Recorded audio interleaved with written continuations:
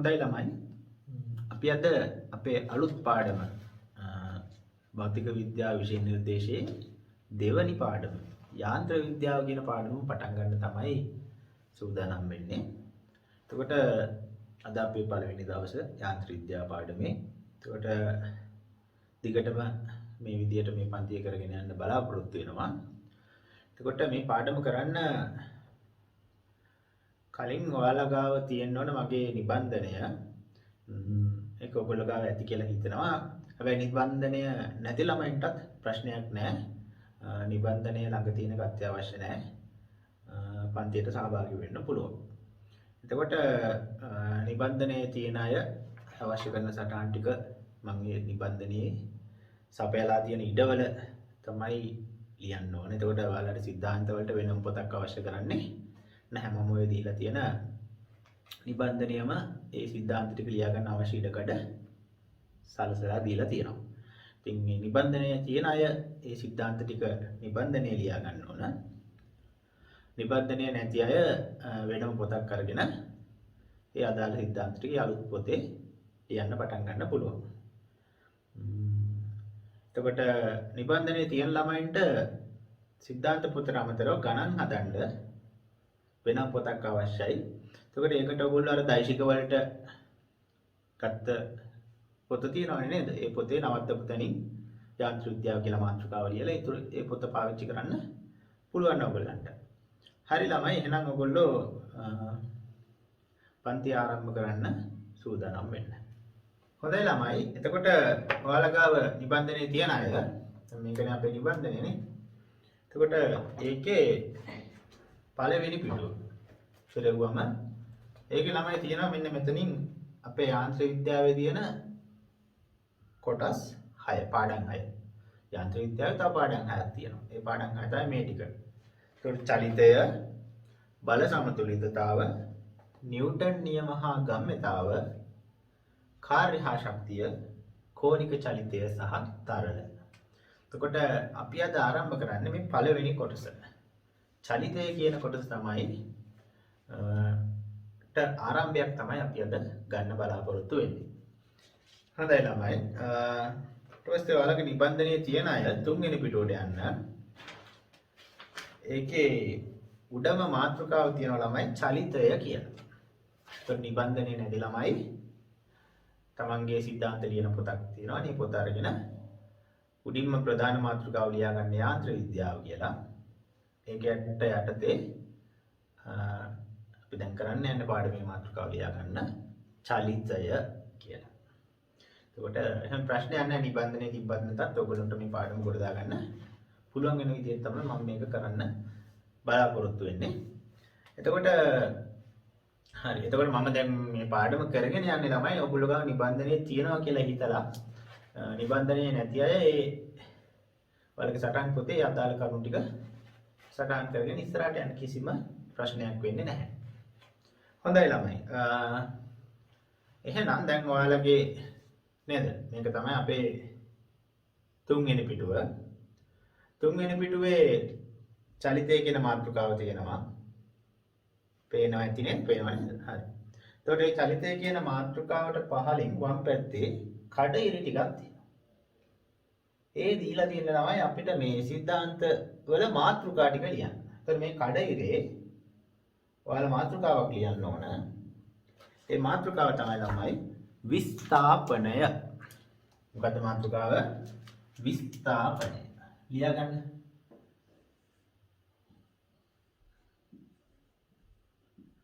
විස්ථාපනය. වරණාසේ දාන්න එකට අපි පාවිච්චි කරන සංකේතය සිම්පල් S අකුර තමයි භාවිත කරන්නේ. වරණාසේ දාගන්න සිම්පල් S අකුර. හොඳයි. තර අපි ඉස්සෙල්ලාම ඉගෙන ගන්න මෙන්න මේ විස්ථාපනය පිළිබඳව. මොකක්ද විස්ථාපනය කියන්නේ කියලා බලමු. මේක ඔයගොල්ලෝ ඔයලලත් ඉගෙනගෙන තියෙනවා නේද? හරි. අපි හිතමු ලක්ෂ්‍ය දෙකක් තියෙනවා. පිහිටීම් දෙකක්. මම මේ ස්ථානයේ A කියලා ගන්නම්.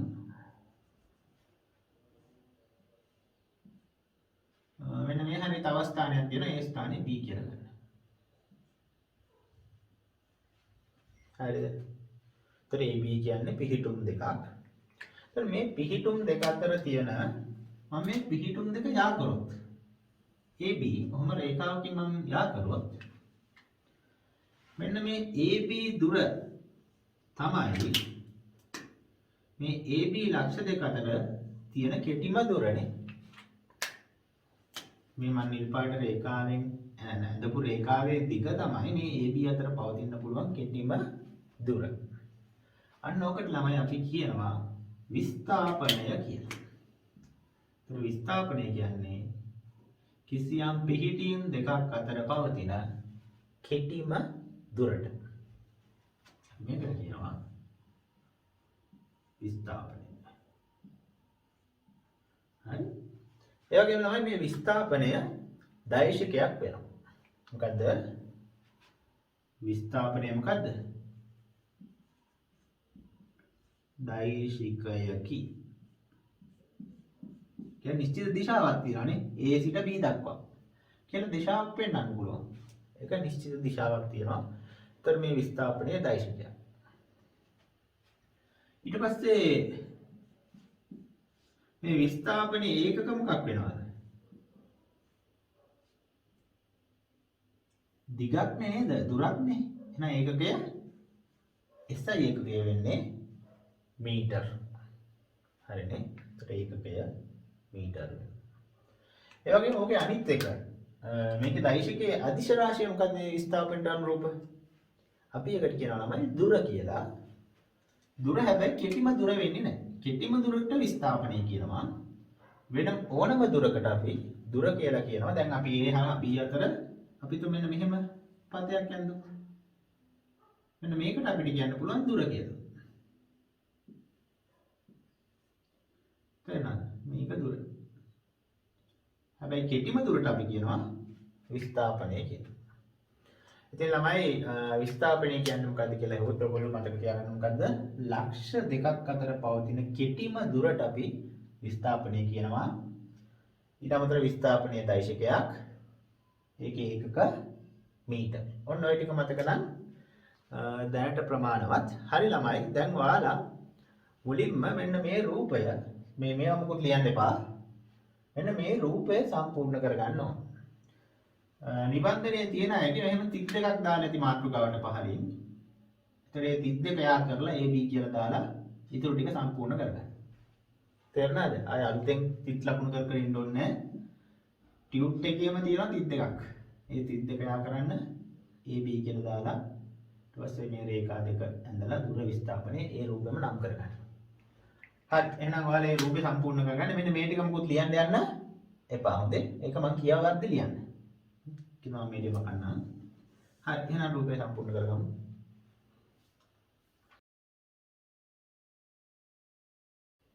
රූපේ සම්පූර්ණ කරගත්තා නේද? හොඳයි. එහෙනම් දැන් ඒ රූපයට පහලින් දීලා තියෙන ඉඩේ මම මේ කියන වාක්‍ය ලියා ගන්න.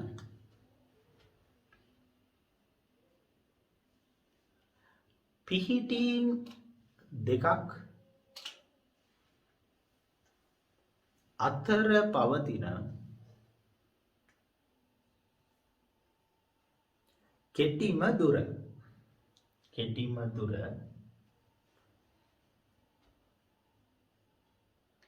විස්ථාපනය ලෙස හඳුන්වයි.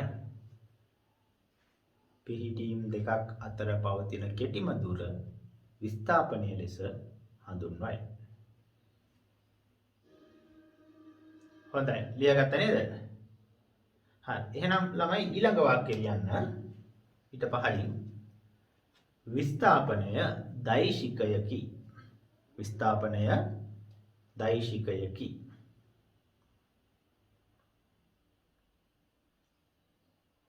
හොඳයි. ඒකත් ලියාගත්තා නේද?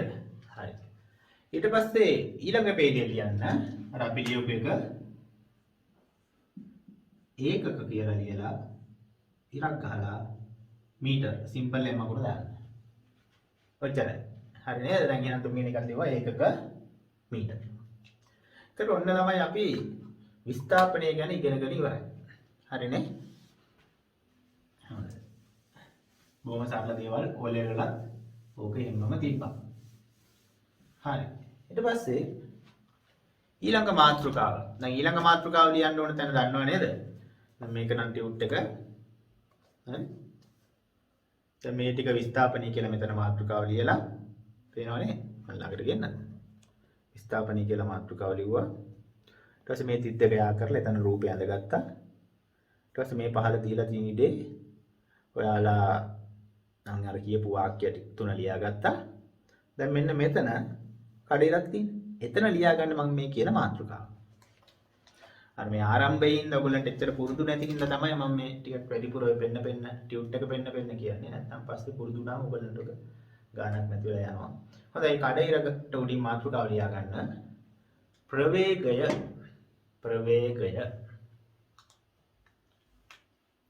දැන් ප්‍රවේගය කියලා මාතෘකාව ලිව්වනේ නේද?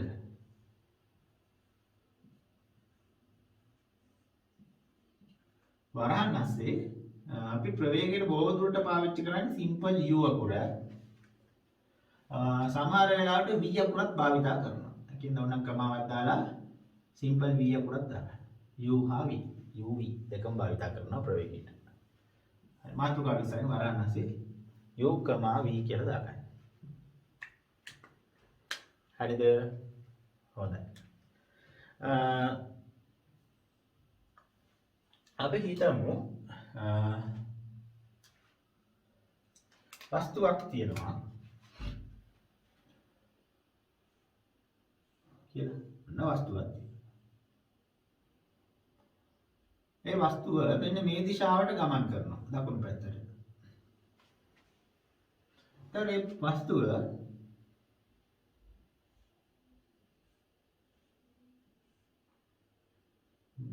කොහොම ඉස්සරහට ගියා කියලා ගමු. එයා s දුරක් ගමන් කළා. ඇත්තට මේකට දුර නෙවෙයි ළමයි මේ අපි කියන්නේ දැන් මොකද? විස්ථාපනීය නේ. මේ පිහිටීම අතර තියෙන කෙටිම දුර. එකටත් කෙලින්ම විස්ථාපනය කියමු. මේ විස්ථාපනය s කියලා මම ගන්නවා. ඒ වගේ මේ වස්තුවට මෙතන ඉඳන් මෙතනට යන්නේ කිසියම් කාලයක් ගත වෙනවා නේ. අපි તો මේ හරියේදී කාලය t සමානයි 0යි. කාලය ගත වෙලා නැහැ. ආරම්භය. මෙතනට එද්දී එයාට t කාලයක් ගත වෙනවා. මේ s දුර යන්න ගත වෙච්ච කාලය සිම්පල් t කියලා ගමු. එතකොට මේ වස්තුවට තිබ්බ ප්‍රවේගය කියන්නේ ළමයි මේ ප්‍රවේගය මම ඒක u අකුර දාන්නම්. මෙයාගේ ප්‍රවේගය u කියලා ගත්තොත් මෙයාගේ ප්‍රවේගය මෙහෙම තමයි දෙන්නේ. u සමාන වෙනවා ළමයි එයාගේ විස්ථාපනය ඒකට ගත වෙච්ච කාලයෙන් බෙදන්න. එයාගේ විස්ථාපනය කාලයෙන් බෙදුවම අපිට ලැබෙන්නේ ළමයි ප්‍රවේගය. එතකොට අපි ප්‍රවේගය අර්ථ දක්වන්නේ මෙහෙමයි. විස්ථාපනය වෙනස් වීමේ ශීඝ්‍රතාව කියලා කියන්නේ තප්පරයකට එයා සිද්ධ කරපු විස්ථාපනය කොච්චරද? s දුරක් යන t කාලයක් ගියානේ. තප්පරයකදී එයා කොච්චර දුරක් යනවද කියන එක තමයි ප්‍රවේගය කියන්නේ. ඒක ටිකක් අර බර වචනෙන් කිව්වොත් ඔයගොල්ලෝ කටපාඩම් කරන විදිය කොහොමද? විස්ථාපනය වෙනස් වීමේ ශීඝ්‍රතාවට තමයි ප්‍රවේගය කියලා කියන්නේ.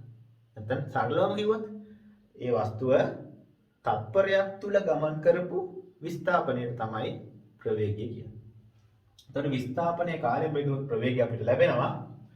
අපි ඔක කටපාඩම් කරන්නේ සුක්ත කරලා. S සමානයි ut කියලා තමයි ළමයි අපි කටපාඩම් කරන්නේ. එතකොට මේක තමයි ඔයාලා මතක තියාගන්න ඕන සමීකරණය. තේරුණාද? ඕක ඔයාලා කටපාඩම් කරගන්න ඕන. S සමානයි ut. එතකොට මෙන්න මේ සමීකරණයට මම අංකයක් දානවා ළමයි. අංක 1 කියලා. ඒකට හේතුව තමයි මගේ පුරුද්දක් තියෙනවා. මම මේ පාඩම කරගෙන යද්දී අපි සමීකරණ අංක කිරීමක් කරනවා, අංකණය කරනවා. ඉතින් යාන්ත්‍ර විද්‍යාව පාඩමේ ওই විදිහේ සමීකරණ 68ක් විතර අපිට හම්බ වෙනවා. ඒතර මේ අපේ පළවෙනි සමීකරණය. ඉතින් ඔයාලත් මේ පුරුද්ද දිගටම කරගෙන යන්න. මම මොකක් හරි කොටුවක් දාලා ඉස්සරහ රවුමක් දැම්මොත් ඒකේ තියෙන මොකද? ඔයාලා ඒ කොටුව ඒ සමීකරණයට අංකයක් දාගන්න ඕන. දැන් අපි ඊළඟට හම්බෙන එක දෙවෙනි සමීකරණය. ඔය විදිහේ පාඩම ඉවරෙද්දී සමීකරණ 68ක් විතර අපි කරලා ඉගෙනගෙන තියෙනවා. හොඳයි එහෙනම් මේ අංකය දාන්නත් මතක තියාගන්න ඕන. හරිද? හොඳයි. එතකොට ළමයි මේක ගැන මට තව කියලා දෙන්න තියෙන්නේ මේකත් දෛශිකයක්. තේරුණාද?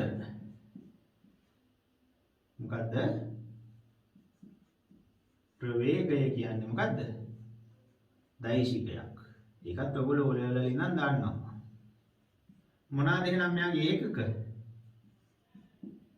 ප්‍රවේග ඒකක අපි දැන් ඒකක හාමානුපාතය කරා මේවා ඇති වෙනකම් මොකද්ද? දුර ඒකකය මීටර, කාල ඒකකය තප්පර. එතකොට m බෙදීම s නේ. s එක උඩට එද්දි s ඍණ 1 වෙනවා නේ. එහෙනම් ms ඍණ 1 තමයි ඒකකය. ඉතින් ඔය ටික තමයි මේ ප්‍රවේගය යටතේ අපි මුලින්ම ඉගෙන ගන්න තියෙන්නේ. හොඳයි ළමයි දැන් ඔයාලා මේවා ඇඳ ගන්න කලින් දැන් මාතෘකාව ලියාගත්තනේ. ඔයාලගේ ටියුට් එකේ මාතෘකාවට පහලින් මම මේ කියන ඡේදය ලියා ගන්නකො. වාක්‍ය ලියා ගන්න. විස්ථාපනය වෙනස් වීමේ ශීඝ්‍රතාව. විස්ථාපනය වෙනස් වීමේ ශීඝ්‍රතාව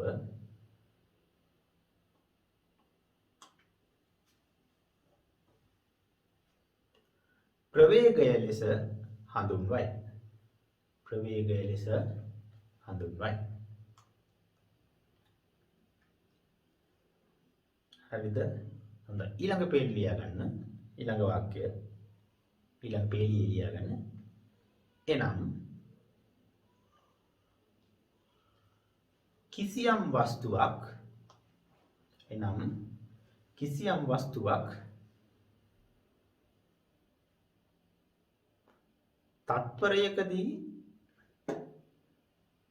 තත්පරයකදී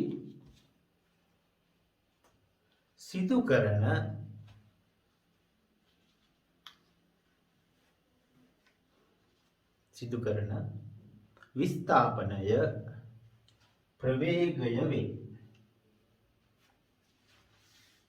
තත්පරයකදී සිදු කරන විස්ථාපනය ප්‍රවේගය වේ.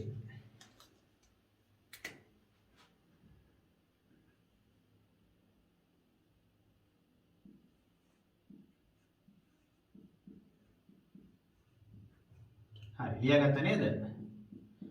හොඳයි ළමයි ඊළඟ වාක්‍ය ලියා ගන්න. ප්‍රවේගය දෛශිකයකි. ප්‍රවේගය දෛශිකයකි.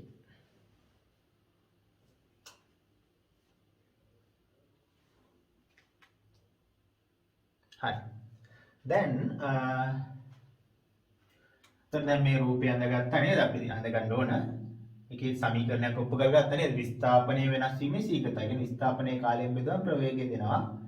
විස්ථාපනය උක්ත කරගත්තාම s සමානයි ut කියලා සමීකරණයක් ලැබෙනවා. ඊට පස්සේ මෙතන s කිව්වේ විස්ථාපනය, t කිව්වේ කාලය, ඔන්නයි u කිව්වේ මොකද්ද? ප්‍රවේගය. මොනවාද ප්‍රවේගය ඒකක? එකත් ලියුම්නේ කොහෙන් හරි. මම මේ කියද? u හි ඒකක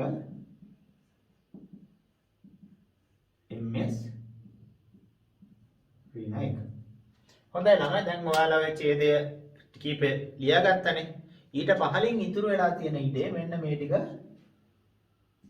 සම්පූර්ණ කරගන්න. අද ගන්න ඔය ටික ඔක්කොම ඔය ටික අඳගන්න ඒ ඉතුරු වෙලා තියෙන ඉඩේ. ආයෙ මුකුත් ලියන්න අඳින්න නැහැ. ඒ ඡේදයට පහලින් තියෙන සම්පූර්ණ ඉඩම මේ රූපය අඳින්න භාවිත කරන්න.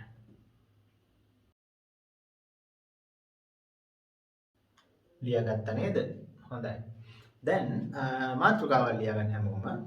මේ මාතෘකාවල් ලියා ගන්න ඕන ළමයි 4 වෙනි පිටුවේ උඩින්ම කඩිරක් තියනවා නේද? ඒක හරිනේ ඔයගොල්ලන් තේරෙනවානේ 4 වෙනි පිටුවේ උඩම වම් පැත්තේ තියෙන රේඛාවක් මෙතන මේ ප්‍රස්තාවයකට අක්ෂයම ලකුණු කරලා තියෙනවානේ.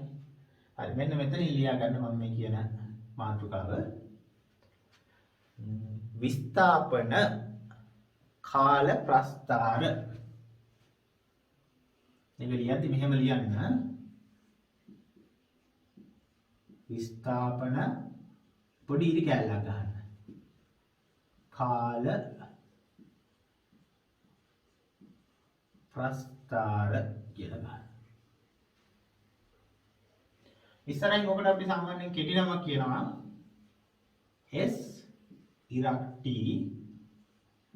වක්‍ර කියලා කියනවා.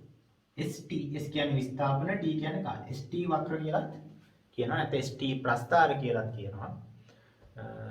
කොහොමද මොකක් කිව්වත් ඒ විස්ථාපන කාල ප්‍රස්ථාර කියන්නේ ඒක වෙනම තමයි ඔය කියන්නේ. හොඳයි. දැන් ඔයාලගේ ටියුට් එකේ මෙහෙමනේ. මෙතන පොඩි මෙහෙම රේඛා දෙකක් කියන ප්‍රස්ථාරයක අක්ෂ දෙකක් තියෙනවා නේ. මෙන්න මේකට මේ දකුණු පැත්තෙන් මම මේ කියන වාක්‍ය ලියා ගන්නකො. තේරෙනවද? ගොඩක් ලොකු ලියන්න එපා. මෙතන මේ තියෙන ඉඩත් අවශ්‍යයි. මේකේ දකුණු පැත්තේ ප්‍රස්ථාරයට දකුණු පැත්තේ උඩින් ලියා ගන්න. මෙහෙම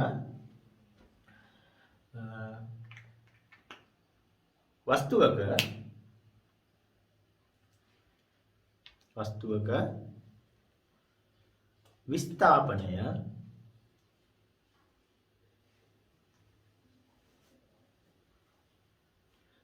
කාලයත් සමග විචලනය වන ආකාරය. කාලයත් සමග විචලනය වන ආකාරය. විචලනය වන ආකාරය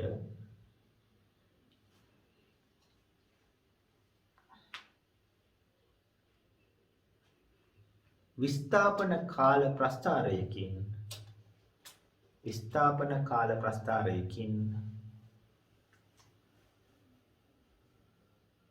නිරූපණය කරනු ලබයි. හරි ලියාගත්තනේ. හොඳයි. දැන් පොඩ්ඩක් බලා ගන්නකො. මොකද්ද විස්ථාපන කාල ප්‍රස්ථාරයක් කිව්වේ? මෙන්න මෙතන ලියාගන්න මොකද්ද? වස්තුවක විස්ථාපනය කාලයත් එක්ක වෙනස් වෙන ආකාරය. හරි බලමු මොකක්ද ඒ කියන්නේ කියලා. අපි හිතමු විස්ථාපන කාල ප්‍රස්ථාරයක් අදිමු අපි. x අක්ෂයේ තියෙන කාලය හැම වෙලාවෙම මෙතන මේ මූල ලක්ෂණේ බිඳුව. y අක්ෂයට අපි දාන්නේ විස්ථාපනය s. එතකොට අපිට ඉතින් විස්ථාපන කාල ප්‍රස්ථාර එක එක විදිහට එන්න පුළුවන්. දැන් අපි හිතමු මෙහෙම ප්‍රස්ථාරයක් තියෙනවා කියලා. එතකොට මොකක්ද වෙලා තියෙන්නේ? කාලයත් එක්ක විස්ථාපනය නියතව පැවතිලා නේ. ඒ කියන්නේ විස්ථාපනය වෙනස් වෙලා නැහැ. කියන්නේ මිනිහා නිශ්චලව ඉන්නවා වගේ අදහසක්. ඊට පස්සේ අපි හිතමු මෙන්න මේ වගේ ප්‍රස්ථාරයක්.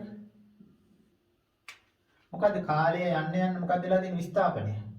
ටික ටික වැඩි වෙලා නේ. ඒ කියන්නේ විස්ථාපනයෙන් එන වැඩි වෙන ප්‍රස්ථාරය. කාටද කියන්න පුළුවන් මෙන්න මෙහෙම. ඔන්න ඔය වගේ ප්‍රස්ථාරයක් දුන්නොත් ඒ වස්තුවේ විස්ථාපනයෙන් එන්න අඩු වෙලා. ඉතින් ඔන්න ඔය විදිහට වස්තුවක පිහිටීමට මොකද උනේ? නැත්නම් ඒ වස්තුවේ විස්ථාපනයේ කාලයත් එක්ක මොකද උනේ? කියන එක නිරූපණය කරන්න අපි විස්ථාපන කාල ප්‍රස්ථාර භාවිතා කරනවා. හොඳයි. දැන් අපි මේ විස්ථාපන කාල ප්‍රස්ථාරය ගැන තව චුට්ටක් ගැඹුරට ඉගෙන ගමු. මම ගන්නම් මෙහෙම පොඩි පහසු විස්ථාපන කාල ප්‍රස්ථාරය ගැන මෙන්න මේ වගේ. එතකොට එයාගේ පටන් ගත්ත විස්ථාපනයේ බිඳුවයි කාලය යන්න එයාගේ විස්ථාපනය ටික ටික මොකද වෙලා තින්නේ? වැඩි වෙලා. ඒ කියන්නේ එයා ඈතට ගිහිල්ලා නේ ටික ඈතට ගිහිල්ලා. දැන් අපි හිතමු මෙතන තමයි මූල ලක්ෂණ. ඔන්න මිනිහෙක් ඉන්නවා මෙතන. දැන් විස්ථාපනයේ බිඳුව. මිනිහා මෙන්න මේ පැත්තට යනවා. තප්පරයකට පස්සේ අපි හිතමු මිනිහා මෙන්න මෙතනට ආවා කියලා. අපි හිතමු මේ දුර මීටරය කියලා. තප්පරයකට පස්සේ විස්ථාපනයේ මීටරය. තවත් තප්පරයකට පස්සේ මිනිහා මෙන්න මේ හරියට ආවා කියමුකෝ. දැන් විස්ථාපනයේ මීටර 2යි. දැන් ඔයාලට තේරෙනවද අර මිනිහා අර පැත්තට යන්න එතන අර පැත්තට යන්න මේ විස්ථාපනය ටික ටික වැඩි වෙනවා. ඉතින් එන්නේ මේ වගේ ප්‍රස්ථාරයක් තමයි මේ තියෙන්නේ. කාලයත් එක්ක විස්ථාපනය ක්‍රමයෙන් වැඩි වෙන ප්‍රස්ථාරය. එතකොට දැන් අපි කරන්නේ ළමයි පොඩි වැඩක් කරනවා. මම ගන්නම් මෙහෙම. මේ වස්තුව t කාලයකදී දැන් මෙතන t එයා සිද්ධ කරලා තියෙන විස්ථාපනය s කියලා ගන්න. s මොකද්ද? මෙයා t කාලයකදී s විස්ථාපනයක් සිද්ධ කරනවා. එතකොට එහෙනම් මෙන්න මෙතන ඉඳන් මෙතනට තියෙන කාලය t නම් මෙන්න මේ ත්‍රිකෝණේ මෙන්න මේ පාදයේ දිග t වෙනවා. මෙතන ඉඳන් මෙතන තියෙන උස s නම් ත්‍රිකෝණයේ මෙන්න මේ පාදයේ උස s වෙනවා නේද? ඒතර st. ඊට පස්සේ තමයි මෙන්න මේ ප්‍රස්ථාරයේ අනුක්‍රමණය මම හොයනවා. දැන් අපි ගිය සතියේ අනුක්‍රමණ ගැන ඉගෙන ගත්තා. නේද? ප්‍රස්ථාරික විශ්ලේෂණය යටතේ අනුක්‍රමණ ගැන ඉගෙන ගත්තා. එතකොට මේ ප්‍රස්ථාරයේ අනුක්‍රමණය මොකක්ද?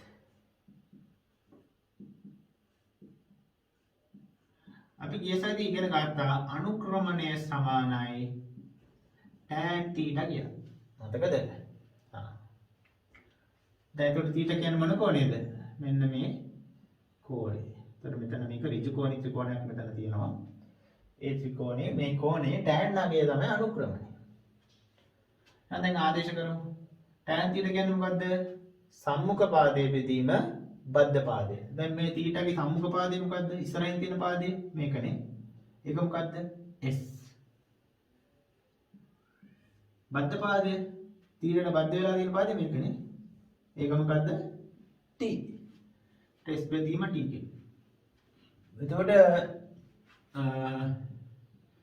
විස්ථාපනයේ බෙදීම කාලයනේ යාළුවනේ. s බෙදීම t කියන්නේ s කියන්නේ විස්ථාපනයේ t කියන්නේ කාලයනේ. එතකොට ළමයි මේකේ අනුක්‍රමණයෙන් දෙන්නේ විස්ථාපනයේ බෙදීම කාලය. මොකද්ද විස්ථාපනයේ බෙදීම කාලය කියන්නේ? අපි දැන් ටිකට කලින් ඉගෙන ගත්ත ප්‍රවේගය නේද? ඒ u සමාන s බෙදීම t කියන එක නේද? එහෙනම් ප්‍රවේගය. එතකොට ළඟ අපිට නිගමනයකට එන්න පුළුවන් මොකද්ද? විස්ථාපන කාල වක්‍රයක අනුක්‍රමණයෙන් මොකද්ද දෙන්නේ? ඒ වස්තුවේ ප්‍රවේගය දෙනවා. එතකොට ප්‍රස්ථාරය දීලා අපිට ප්‍රවේගය හෙව්වොත් අපිට කරන්න තියෙන්නේ මොකද්ද? ඒක අනුක්‍රමණය හෙව්වා නම් හරි.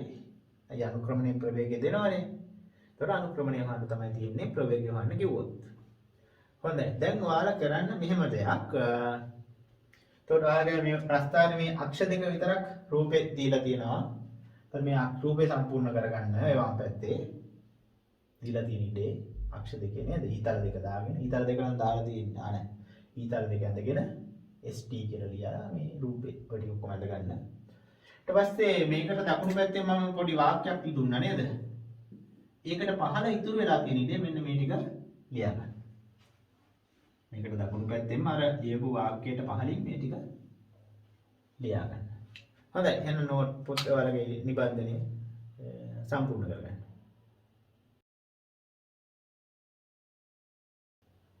හරි. එහෙනම් සම්පූර්ණ කරගත්තා නේද? හොඳයි. දැන් මෙහෙම. දැන් මේ පහළ ඉඩක් තියනවා නේද මේකට? පහළින්. අන්න වගේ ඉඩක් මේක දීලා තියෙනවා මේ රූපෙට පහළින්. එතන මම මේ කියන වාක්‍ය ලියා ගන්න. ඕකේ මේ කියන වාක්‍ය ලියා ගන්නවා. එහෙම ලියා ගන්න. විස්ථාපන කාල ප්‍රස්ථාරයක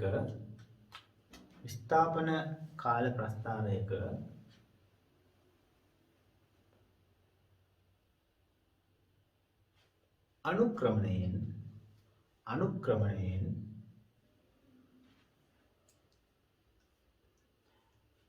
එම මොහොතේ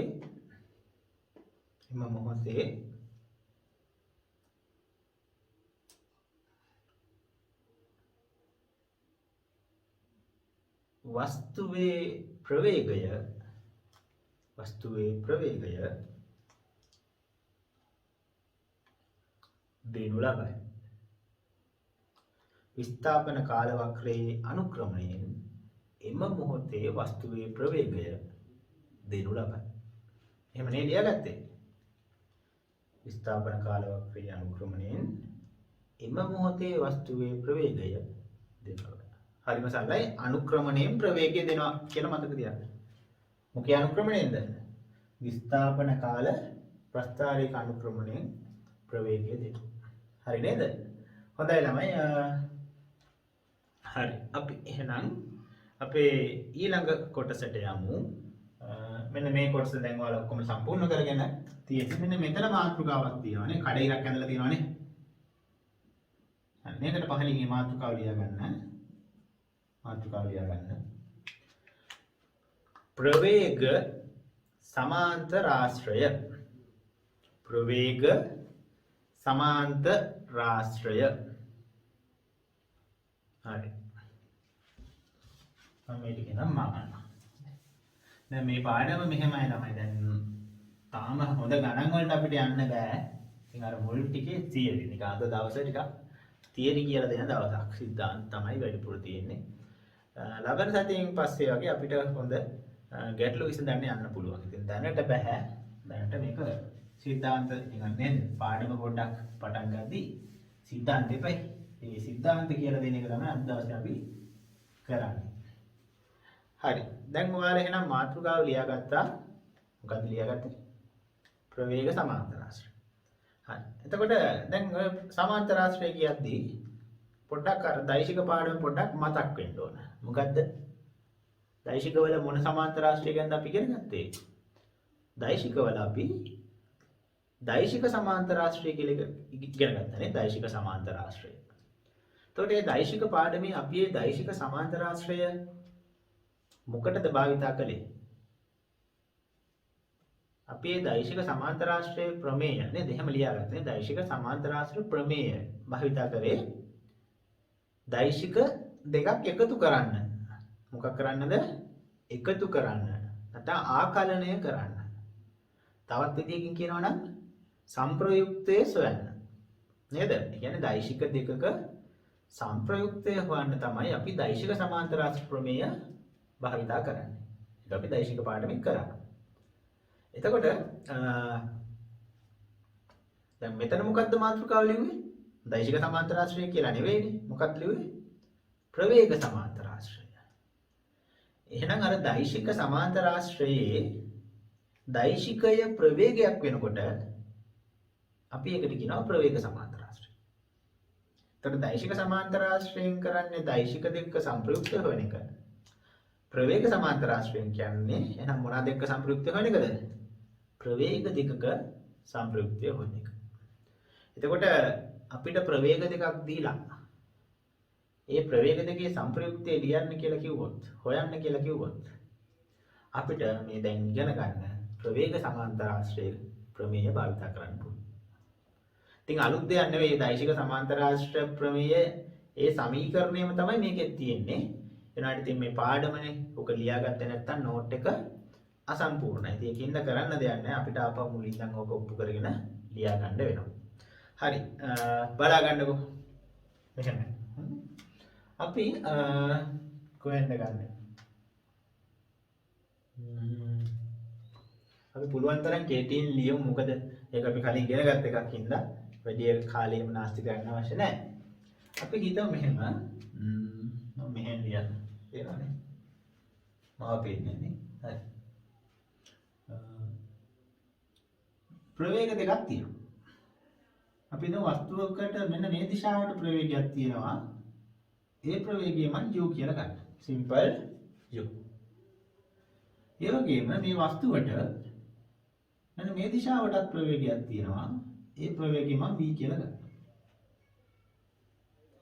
ඒ වගේම මේ ප්‍රවේග දෛශික දෙක අතර කෝණය මම θ කියලා ගන්නවා. එතකොට දැන් අපි කරන්න යන්නේ මොකද්ද? ප්‍රවේග සමාන්තරාශ්‍රය ක්‍රමයෙන් මේ දෙන්නගේ සම්ප්‍රයුක්තය හොයන්න. දැන් දෛශික දෙකන්නේ. ඉතින් අපි දෛශික සමාන්තරාශ්‍රය ඉගෙන ගත්තා මොකද්ද? මේ දෛශික දෙකේ සම්ප්‍රයුක්තය දෙනවා. මේ දෛශික දෙක ඇතුලේ නිර්මාණය කරන සමාන්තරාශ්‍රයේ මොකක් මගින්ද? මේ දෛශික දෙක ඇතුලේ නිර්මාණය කරන සමාන්තරාශ්‍රයේ විකර්ණය මගින්. ඔන්න විකර්ණය මම දැන් අතු පාටෙන්ද විකර්ණය. විකර්ණයෙන් දෙනවා මොකද්ද? මේ දෛශික දෙකේ සම්ප්‍රයුක්තය. එහෙනම් මේ ප්‍රවේග දෙකට ඇඳපු සමාන්තරාශ්‍රී විකරණයෙන් දෙන්න ඕන මොකේ සංප්‍රයුක්තයද? මේ ප්‍රවේග දෙකේ සංප්‍රයුක්තය. ඒ කියන්නේ ළමයි සංප්‍රයුක්ත ප්‍රවේගය හොයන්න නම් මෙන්න මේ දෛශිකයේ නැත්නම් මේ විකර්ණයේ දිග හොයා ගන්න ඕන. එතන මේ සංප්‍රයුක්ත ප්‍රවේගය මම r කියලා ගන්නම්. දැන් ඔය r හොයන්න යන්නේ. හරි ලේසි අපි කලින් අර දෛශික සංප්‍රයුක්ත දෛශිකය හොයපු විදිහටම තමයි. දැන් මුලින්ම මෙන්න මේ වගේ කොටසක් අපි කරනවා. මම මේකට අකුරු දාගන්න. A B C D කියලා. ඊට පස්සේ මෙන්න මේ AD පාදය මම මේ පැත්තට දික් කරනවා. දික් කරලා මේ C වල ඉඳන් AD ට ලම්බකයක් අදිනවා. ඔන්න ලම්බකය. හරි නේද? හොඳයි. දැන් මෙන්න මෙහෙම වැඩක්. මෙන්න මේ කෝණය තීටානේ. ඔය කෝණය තීටා නම් මෙන්න මේ කෝණයත් තීටා වෙන්න ඕනේ. දෙකත් හරිනේ. ඊට මෙන්න මේ AB පාදයේ දිගට DC පාදයේ දිග සමාන වෙන්න ඕනේ. සමාන්තර ආශ්‍රයක ඉස්සරහින් සමාන්තර පාද සමානයි. එහෙනම් මේ AB පාදයේ දිග B නම් මේ DC පාදයේ දිගත් Bම තමයි. ඒකත් හරිනේ. දැන්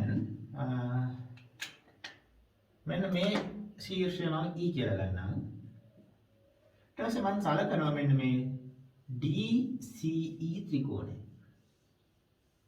මෙන්න මේ ත්‍රිකෝණය සලකනවා. මම ලියනවා නම් DCE ත්‍රිකෝණය කියලා ලියන්නම්කෝ. එතකොට DCE ත්‍රිකෝණයට මම sin θ හෙව්වොත් අපි දන්නවා sin θ කියන්නේ සම්මුඛ පාදයේ බෙදීම කර්ණය. එතකොට මෙන්න මේ ත්‍රිකෝණයේ සම්මුඛ පාදය මොකද්ද? θ ඉස්සරහින් තියෙන පාදය CE. කර්ණය මොකද්ද? කර්ණය මේකනේ V නේ. CD පාදය තමයි කර්ණය. ඒ කියන්නේ V. එතකොට අපිට ඔන්න CE හොයා ගන්න පුළුවන්. V sin θ. ඔන්න දැන් CE පාදයේ දිග හොයාගත්තා. ඔක කොහොම තියාගමු මම දන්න ඕක පස්සේ ඕන වෙනවා. ඊට පස්සේ ළමයි cos θ හොයමු. cos θ කියන්නේ මොකද්ද? බද්ධ පාදයේ බෙදීම කර්ණය. දැන් ත්‍රිකෝණමිතිය පාර්ට් එක ගිය සතියේ කලින් වීඩියෝ එකේ මම කරා. ඒවා දැන් මතක තියෙනවා. cos θ කියන්නේ බද්ධ පාදයේ බෙදීම කර්ණය. දැන් ඒතර මේ ත්‍රිකෝණේ බද්ධ පාදය මොකද්ද? DE නේ. කර්ණය V. එහෙනම් DE සමාන වෙනවා V මේ පැත්තට ආව cos θ නේ. DE සමානයි V cos θ කියලා. ඔන්න එතකොට ළමයි මේ පාද දෙක හොයාගත්තා. DE පාදයයි CE පාදයයි අපි හොයාගත්තා. ඔක පස්සේ ඕන වෙන හින්දා. හොඳයි. දැන් අපි ඊළඟ කොටසට යන්න කලින් ළමයි දැන් ඔයාලා මෙන්න මේ රූපය සම්පූර්ණ කරගන්න ඕනේ. එතකොට ඔයාලගේ ටියුට් එකේ මම ටියුට් එක පෙන්නන්නම්. නේද? 4 වෙනි පිටුවේ මෙතන මාතෘකාව දැන් ඔයාලා ලියාගත්තනේ. පේනවද? මාතෘකාව ලියාගත්තනේ නේ? ඒතර මාතෘකාවට පහලින් මෙන්න මේ සමාන්තර පාද දෙක දීලා තියෙනවා. මෙතන එකයි, මෙතන එකයි. එතකොට මේ සමාන්තර පාද දෙක භාවිතා කරලා ඔයාලා සමාන්තර ආශ්‍රය සම්පූර්ණ කරගන්න. ඊට පස්සේ එතකොට මෙතන ඇඳගත්තේ සමාන්තර ආශ්‍රයයට නේද? මේ සමාන්තර ආශ්‍රයයට දකුණු පැත්තෙන් තියෙනවා නේද? මේ සමාන්තර ආශ්‍රයයට දකුණු පැත්තෙන් තියෙන ඉඩේ මෙන්න මේ ටික ලියන්න. හරි නේද? හරි. එහෙනම් ඔයාලා එහෙනම් ඔය ටික සම්පූර්ණ කරගන්නකො.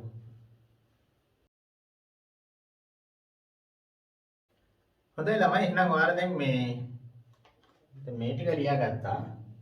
එතකොට ඒක ඔයාලා ලියාගත්තේ ඔයාලගේ නිබන්ධනය 4 වෙනි පිටුවේ පහළින්ම. දැන් ඔයගොල්ලෝ අලුත් පිටුවකට යන්න. ඒ කියන්නේ 5 වෙනි පිටුවට යන්න. පොතේ ලියන අයට ප්‍රශ්නයක් නෑ අන්දේ. මේ නිබන්ධනේ නැති ළමයින්ට ඔයගොල්ලන්ට සාමාන්‍ය විදිහට ලියාගෙන යන්න. අර නිබන්ධනේ තියන අයට පොඩ්ඩක් අමාරුයි. මොකද මම පෙන්නන්න ඕනේ මෙතන ලියන්න කිය පෙන්නන්න ඕනේ. දැන් ටියුට් එක නැති අයට ප්‍රශ්නයක් නෑ. එක දිගට ඔය කරන පිළිවෙලට නෝට් එක ලියාගෙන යන්න තමයි තියෙන්නේ. හරි. ටියුට් එක තියන අය 5 වෙනි පිටුවට යන්න. හරි. ඒක පෙරලාගෙන ඉස්සරහින් තියාගන්න පුත. ඊට පස්සේ මම මේ කියන එක හොඳට අහගන්න. දැන් මේකේ DE පාදයයි C පාදයයි හොයාගත්තා v cos θ සහ v sin θ කියලා. හරි. දැන් අපේ අරමුණ මොකද්ද? මේ r හොයන එකනේ. ඇයි r කියන්නේ මේ v සහ u ගේ සංප්‍රයුක්ත ප්‍රවේගය. එතකොට සංප්‍රයුක්ත ප්‍රවේගය තමයි මේ r කියන්නේ. ඉතින් r හොයන්න තමයි අපි මේ සූදානම් වෙන්නේ. හරි. දැන්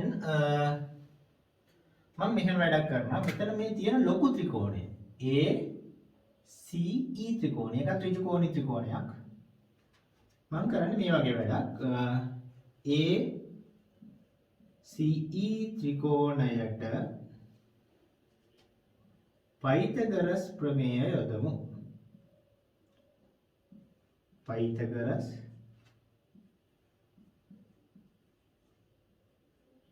ප්‍රමේය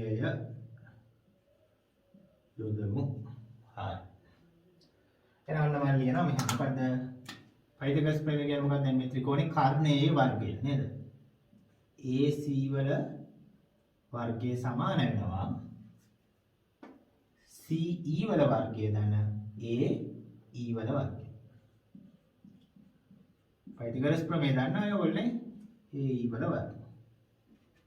ඊට පස්සේ AC කියන්නේ ළමයි R නේ. AC දිග කියන්නේ මේ පාද විකර්ණයේ දිග නේ ඒක R නේ නේද? එහෙනම් AC වර්ගය වෙනකොට මට R වර්ගය කියලා ලියන්න පුළුවන්. CE වර්ගය චුට්ටක් කොහොම තියමු. AE කියන එක ළමයි මේ AE කියන්නේ මෙන්න මෙතන ඉඳන් මෙතනට තියෙන දුර. AE සමානයි නේද ළමයි AD ධන DE ට. එහෙනම් මේ AE වෙනුවට මම ලියනවා AD ධන DE කියලා. හරි. ඊට පස්සේ CE වර්ගය ධන. ඊට මෙන්න මේක ප්‍රසාරණය කරනවා. පළවෙනි පදයේ වර්ග කියන්නේ AD වල වර්ගය. පද දෙකේ ගුණිතේ දෙගුණය කියන්නේ දෙවාරයක් AD වාරයක් DE. ධන අවසාන පදයේ වර්ගය. කියන්නේ DE වල වර්ගය. දැන් මේ ෂේප් එකේ ආදේශ කරගමු. CE කියන්නේ මොකද්ද බලන්න. මේ CE කියන එක හොයාගත්තා ඉස්සෙල්ලා v sin θ. එහෙනම් CE වෙනුවට මම ලියනවා v sin θ. හැබැයි ඒක වර්ගයනේ. එහෙනම් v වර්ග sin වර්ග θ. ධන AD වර්ගය. AD කියන්නේ මෙන්න මේ දිග. AD දිග u ට සමාන වෙන AD වර්ගය වෙනකොට මට u වර්ගය කියලා කියන්න පුළුවන්. ධන දෙවාරයක් AD. දැන් කලින් හොයාගත්ත AD කියන්නේ මොකද්ද? AD කියන්නේ u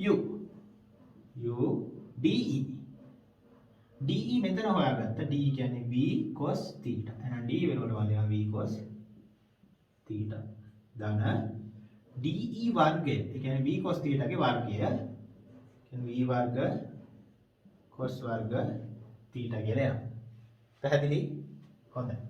ඊට පස්සේ මම මේ u වර්ග පද ඉස්සරහට ගන්නවා u වර්ග. දැන් මේ v වර්ග මෙතන තියෙනවා v වර්ග sin වර්ග θ. මෙතන තියෙනවා v වර්ග cos වර්ග θ. එහෙනම් v වර්ග පොදු පද එළියට ගත්තොත් වරාන් අස්සට දා ගන්න පුළුවන් sin වර්ග θ යි මෙතනින් v වර්ගයේ පොදු පද එළියට ගත්තොත් වරාන් අස්සට දා ගන්න පුළුවන් cos වර්ග θ. ධන 2 uv cos θ කියලා. පැහැදිලි? දැන් මේකත් මම ගිය සතියේ කරා මතකද? ගිය සතියේ නේ ඊට ඉස්සෙල් සතියේ කොහෙද? sin වර්ග θ ධන cos වර්ග θ එකට සමානයි. දෛශික පාඩමේදී මම කරා. කැමති නම් ලියා ගන්න කියලා කිව්වේ. පොඩ්ඩක් මතක නැත්නම් අපෝ වීඩියෝ එක බලන්න. වීඩියෝ එක අනිවාර්යෙන් තියෙනවා. මේ sin වර්ග θ ධන cos වර්ග θ එකට සමානයි. එහෙනම් මට ලියන්න පුළුවන් u වර්ගය ධන v වර්ග මේ පද එකනේ එක වෙලා යන ඉන්න එක හැම ලියනවා ධන 2 uv cos θ. මොකද සමාන වෙන්නේ මොකටද? r වර්ගයට. එහෙනම් r සමාන වෙනවා මේ වර්ගයෙන් කරන වර්ගමූලය ගන්න. එතකොට u වර්ගය ධන v වර්ගය ධන 2 uv cos θ. තීටාගේ වර්ගමූලය කියලා අපිට එනවා. එතකොට අපි මෙන්න මේ ටික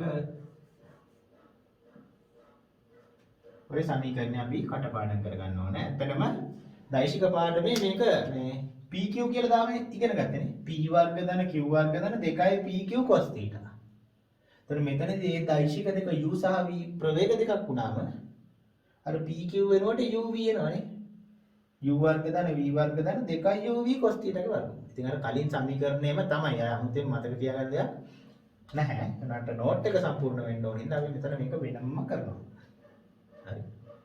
එතකොට ඔන්න R ගේ විශාලත්වය හොයන්න සමීකරණයක් ඉගෙන ගත්තා. දැන් විභාගෙදී ඔයාලට මේ සුළු කිරීම එළවලු විභාගයකදී නම් කවදාවත් අහන්නේ නැහැ. මේ සමීකරණය මතක තිබ්බනම් ඔයාලට ඒක ප්‍රමාණවත් වෙනවා. හොඳයි. ඊළඟට විශාලත්වය විතරක් නෙවෙයි තමයි අපිට මේ R ගේ දිශාවත් හොයන්න ඕනේ. එතන මේ R ගේ දිශාව මෙන්න මේ කෝණේ තමයි අපි දෙන්නේ.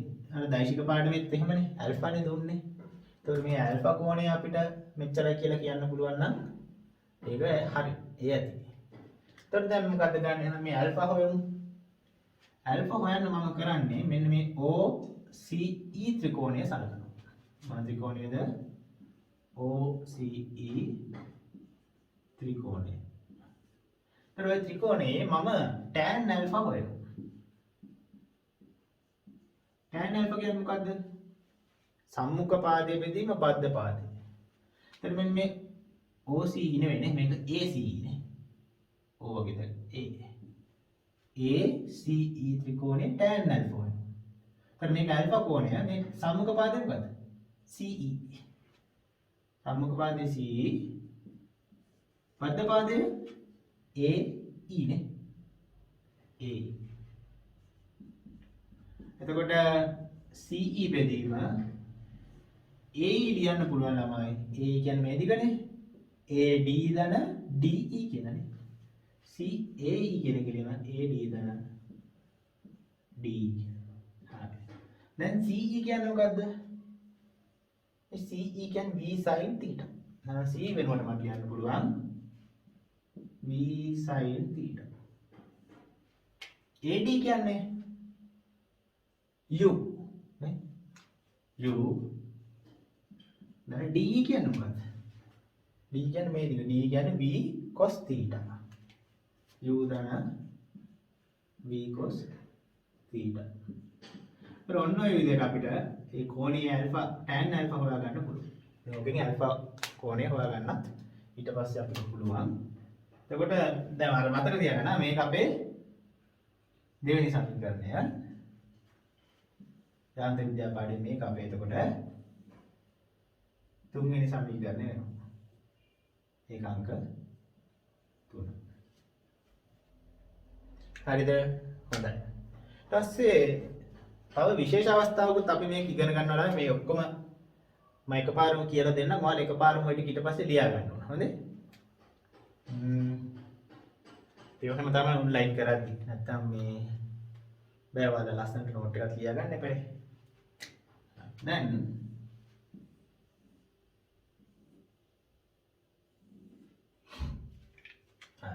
දැන් අපි යොදි විශේෂ අවස්ථාවක් ගමු. මොකක්ද විශේෂ අවස්ථාව? ඒක අපි අර දෛශික පාඩමෙත් කතා කරා. θ සමානයි අංශක 90 විට. θ 90ක් වුණොත් කොහොමද සංප්‍රයුක්ත දෛශිකය හොයන්නේ? දැන් මෙතන නම් ඒ θ 90ක් වුණොත් මේ සංප්‍රයුක්ත ප්‍රවේගය කොහොමද හොයන්නේ කියලා. දැන් θ 90 අවස්ථාව මම අඳින්නම්කෝ. මෙහෙමනේ. එතකොට u තියනවා මේ තිරස්ස. v තියනවා ස්ථිරස්ස. එතකොට මෙන්න මේ දෙන්නගේ සංප්‍රයුක්තය හොයන්න ඕන. එතකොට මේ θ 90 කියන්නේ මේ දෙන්න ලම්බකයි. එතකොට ඔය වෙලාවට අපි සමාන්තර ආශ්‍රය නිර්මාණය කරනවා. කරන්න දෙයක් නැහැ. ඇඳෙන්නේ මොකද්ද? සමාන්තර ආශ්‍රයයක් ගැහුවට ඇඳෙන්නේ ඍජු කෝණාශ්‍රයනේ. මොකද කෝණාංශක 90යිනේ. එතකොට දැන් අපි දන්නවා මේ දෙන්නගේ සංප්‍රයුක්තය දෙන්නේ මෙන්න මේ විකර්ණයනේ. ඒක අපි R කියලා ගමු. ඒතර මේ වෙලාවට R හොයන්නේ කොහොමද? දැන් වැඩි ඕනේ නැහැ දෛශික පාඩමෙත් කරා. පයිතගරස් දාන්න. R වර්ගය සමාන වෙන්නේ මෙන්න මේ ත්‍රිකෝණය ගන්න. මෙන්න මේ ත්‍රිකෝණය. O මාකුළු දාන්න. A B C කිව්වොත් අපි දැන් සලකමු මෙන්න මේ O B C ත්‍රිකෝණය. මොන ත්‍රිකෝණය සලකන්නේ? O B C ත්‍රිකෝණය. එතකොට පයිතගරස් දාන්නේ. එතකොට R වර්ග සමාන වෙන්න ඕන. මොකද්ද? මෙන්න මේ පාදයේ වර්ගයේ පාදයේ මොකද්ද? මේ පාදේ V නම් මේ පාදෙත් V. එහෙනම් V වර්ගය මේක මොකද්ද? U නේ. එහෙනම් පයිතගරස් දැම්මොත් R වර්ග සමාන වෙන්න ඕන U වර්ගය ධන V වර්ගයටනේ. හරි. මේ පාදේ R මේක V මේක U. එහෙනම් R වර්ග සමාන වෙන්න ඕන V වර්ගය ධන U වර්ගයට. එහෙනම් R සමාන වෙන්නේ U වර්ගය ධන V වර්ගයේ වර්ගමූලයට. එතකොට ප්‍රවේග දෙක ලම්බක නම් නැත්නම් මේ අණුවක් කියන එකම තමයි ලම්බකයි නම් සංප්‍රයුක්ත ප්‍රවේගය එකපාරම මේ සමීකරණය දාලා හොයාගන්න පුළුවන්. U වර්ග ධන V වර්ගයේ වර්ගමූල. ඔකත් මතක තියාගන්න. හතරවෙනි සමීකරණය. හරි. ඊට පස්සේ කෝණේ මේක ඇල්ෆා නම් දැන් tan ඇල්ෆා කියන්නේ මොකක්ද? හරි ලේසි. මේ ත්‍රිකෝණේ සම්මුඛ පාදේ මොකද්ද? ඇල්ෆාට ඉස්සරහින් තියෙන පාදේ V. බද්ධ පාදේ සම්මුඛ පාදේ බෙදීම බද්ධ පාදේ tan ඇල්ෆා කියන්නේ. දැන් සම්මුඛ පාදේ V බද්ධ පාදේ මේකනේ U. එහෙනම් බොහොම ලේසියෙන් tan ඇල්ෆා අපිට හොයාගන්න පුළුවන් V බෙදීම U ගෙන්.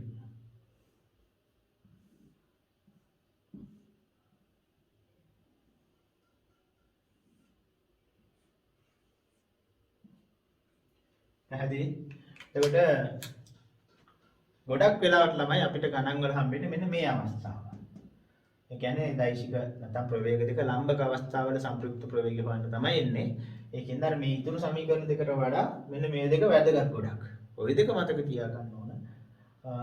සංප්‍රයුක්තය කොහොමද හොයන්නේ ලම්බක නම්? වර්ග කරලා එකතු කරලා වර්ගමූලය ගත්තොත් අපිට සංප්‍රයුක්ත ප්‍රවේගය හොයාගන්න පුළුවන්. V බෙදීම යෝගෙන් tan alpha හොයාගන්නත් පුළුවන්. හොඳයි ළමයි දැන් එතකොට මෙහෙම හරි දැන් ලියාගත්තී මේක පටල ගන්න බෑ. දැන් මෙන්න මේ කොටස අපි ලියුවානේ කලින් පිටුවේ හතරවෙනි පිටුවේ මෙන්න මේ ටික ලියලා දෙන්න. එහෙනම් දැන් මේ ටික ආයෙ ඔයාලා ලියන්න අවශ්‍ය නැහැ. මම කපලා දාන්න. නැත්නම් ඔයගොල්ලෝ කායි ලියන්න. හරි. ඊට පස්සේ දැන් මම කරේ මොකද්ද? මේක මුලින්ම කරා. ඊට පස්සේ මෙතනට ආවා. ඊට පස්සේ මේ ටිකට ආවා නේ. ඔය පිළිවෙලටම ඔය ටික මුලින්ම මේක ලියලා ඊළඟට මේ ටික ලියලා ඊළඟට මේ ටික ලියන්න. පස්වෙනි පිටුවේ ඔය ටික ලියාගන්නේ සම්පූර්ණ පිටුවම ඔයාලට දීලා තියෙන ළමයි මේ ඉතුරු ටික ලියාගන්න තමයි. ඉතින් මේ සම්පූර්ණ පිටුවම අරගෙන බොහොම පැහැදිලිව මේ ටික ලියාගන්න සමීකරණ ටික කොටු කරගන්න ඒවට අංක දාගන්න. හරිනේ ළමයි? හොඳයි. එහෙනම් ඔයාලා දැන් නෝට් එක ලස්සනට සම්පූර්ණ කරගන්න. හොඳයි. එහෙනම් අපි ඊළඟ පිටුවට යන්. එහෙනම් ඔයාලගේ ටියුට් එක තියෙන 6 වෙනි පිටුවේ උඩින්ම මාතෘකාව ලියන්න. ටියුට් එක නැතේ තමන් අර ලියන පොතේ ලියා ගන්න. උඩින්ම දීලා තියෙනවනේ නේද? දැන් කඩේට දීලා තියෙනවා. දැන් පුරුදු වෙන්නේ. දැන් ලියන්න පුළුවන්. මාතෘකාව ලියා ගන්න. ප්‍රවේග ත්‍රිකෝණය 6 වෙනි පිටුවේ උඩින්ම ප්‍රවේග ත්‍රිකෝණය.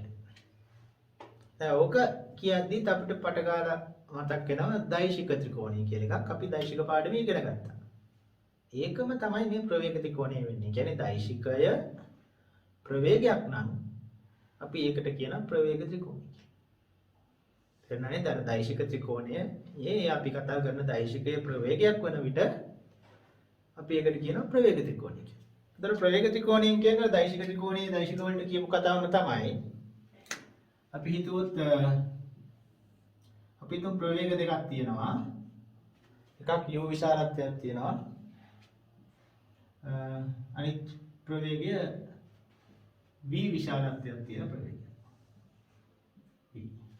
එතකොට තමයි මේ දැන් ප්‍රවේග ත්‍රිකෝණය අඳින්න නම් අර එක ප්‍රවේගයක් දෛශිකයක් ඉවර වෙච්ච තැනින් අනිත් එක පටන් ගන්න ඕනේ. පිළිවෙලට තියෙනවා මෙහෙට ගිහිල්ලා මෙහෙට යනවා. පිළිවෙලට තියෙනවා. එහෙම වුණොත් මොකද කියන්නේ? මේක පටන් ගත්ත තැනයි ඉවර වෙච්ච තැනයි යා කරන එකෙන් මේ දෛශික දෙකේ සම්ප්‍රයුක්තය දෙනවා. මෙතන නම් මේ ප්‍රවේග දෙකේ සම්ප්‍රයුක්ත ප්‍රවේගය දෙනවා. එතකොට මේක අපි R කිව්වොත්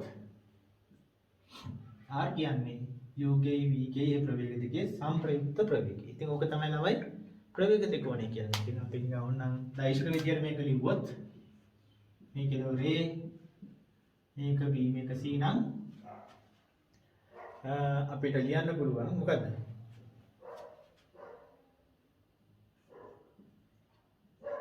AB දෛශිකයේත් BC දෛශිකයේත් සම්ප්‍රයුක්තය තමයි මොකද්ද? AC දෛශිකයත් නේ. හරිද? ඒකනේ දෛශික ත්‍රිකෝණයෙන් කියන්නේ. AB ගේ BC ගේ සම්ප්‍රයුක්තය තමයි AC. පටන් ගත්ත තැනයි ඉවර වෙච්ච තැනයි යා කරන රේඛාවෙන් තමයි සම්ප්‍රයුක්තය දෙන්නේ. එතකොට ඔක්කොම ප්‍රවේග විදියට ලියන්න පුළුවන් AB දෛශිකය අපි U විශාලත්වයක් සහිත දෛශිකය BC දෛශිකය කියන්නේ B විශාලත්වයක් සහිත දෛශිකය. ඔය දෙන්නගේ සම්ප්‍රයුක්තය R කියන දෛශිකය දෙනවා. එතකොට හරි සරලයි. ඔක තමයි එතකොට ප්‍රවේග ත්‍රිකෝණය. අර දෛශික ත්‍රිකෝණයම ප්‍රවේගයට දාපු එක තමයි කරන්නේ. හොඳයි. දැන් ඔයාලා දැන් මෙතන මාතෘකාව ලියාගත්තා නේද? 6 වෙනි පිටුවේ උඩින්ම ප්‍රවේග ත්‍රිකෝණය කියන ඊට පහලින් මෙන්න මේ ටික මේක ඇඳලා මේක ලියා ගන්න. මෙතන පහල ඉඩක් තියා ගන්න. පොඩි ඡේදයක් දෙනවා.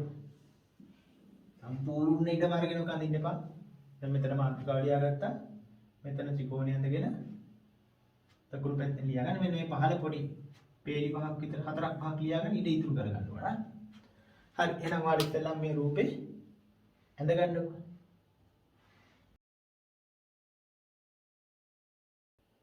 හරි. එහෙනම් දැන් රූපය ඇඳගත්තානේ. දැන් ඔය ටිකට පහලින් දීලා තියෙන ඉතින් මෙන්න මේ වාක්‍ය මම කියන වාක්‍ය මේ විදිහට ලියා ගන්න. පහට මෙහෙම ලියා ගමු. ඒ කියන්නේ දැන් ප්‍රවේග ත්‍රිකෝණය මොකද්ද කියලා මේ ලියා ගන්න යන ඡේදයකින්. හරි. ලියා ගමු. ත්‍රිකෝණයක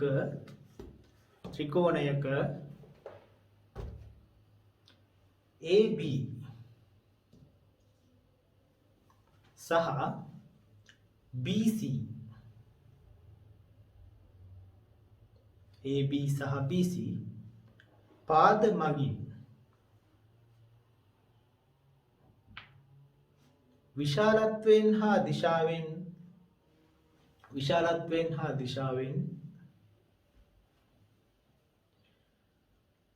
निरूपणय वන ප්‍රවේග දෙකක්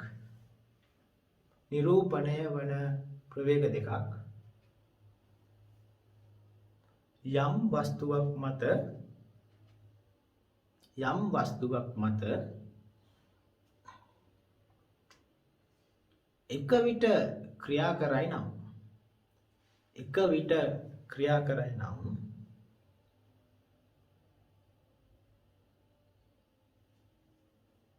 එම වස්තුවේ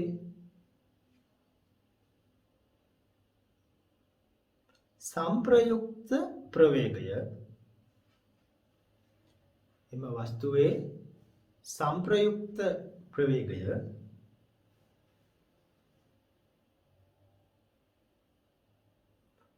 විශාලත්වයෙන් සහ දිශාවෙන්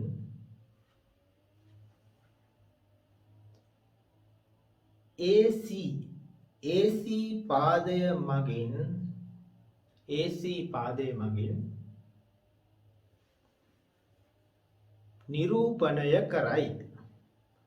නිරූපණය කරයි. හරිද? එතකොට අපි ලියාගත්තේ අර ප්‍රවේග ත්‍රිකෝණය කියන එකේ අර්ථය කියනවා. නේද? හරි. අපි ඊළඟ මාතෘකාවට යමු. හරි නේද? එතකොට ඔයාලා දැන් ඉන්න ඕන 6 වෙනි පිටුවේ.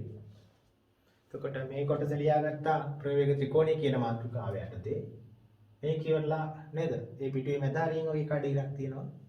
ඒක උඩ ලියාගන්න දැන් අපි කරන්න යන මාතෘකාව ත්වරණය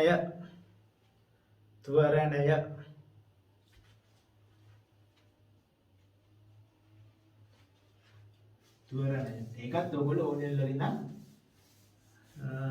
දන්න එකක් නේ.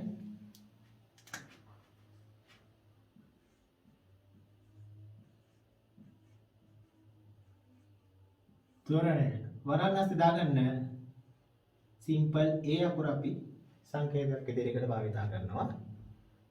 Simple A.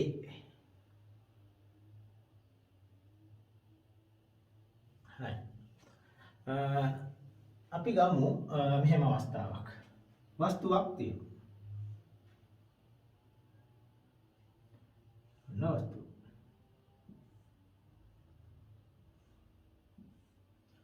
මේ වස්තුවට මේ මොහොතේ u කියලා ආරම්භක ප්‍රවේගයක් තියෙනවා. මොකද්ද? ඒ වස්තුවට මේ මොහොතේ u කියලා ආරම්භක ප්‍රවේගයක් තියෙනවා. එතකොට මෙයාගේ වේගය ටික ටික වැඩි කරගෙන යනවා. මෙන්න මෙතනට ආවම